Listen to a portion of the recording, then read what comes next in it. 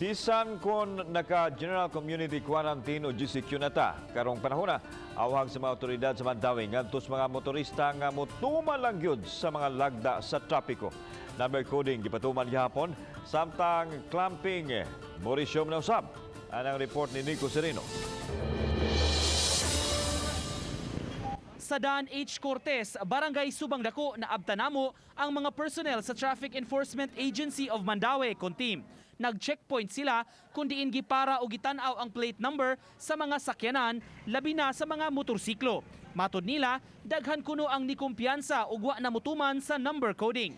Karong adlaw, odd numbers ang gitugtan nga mugawas. Ang mga plaka nga even numbers ang katapusan, gipang susi ang dokumento kung trabahante bagyod ang driver ug ma-exempt ba niini.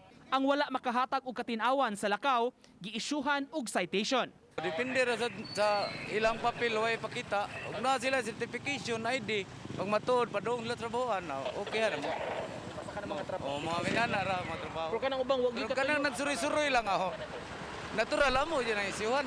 Ang lakang sa team gihimo aron makontrolar ang dagan sa trapiko, taliwa ni ining GCQ aron dili mo grabe ang kabugat. Ang mo gisabutan nga i-implement gihapon ang number coding o gawas atong person nga exempted.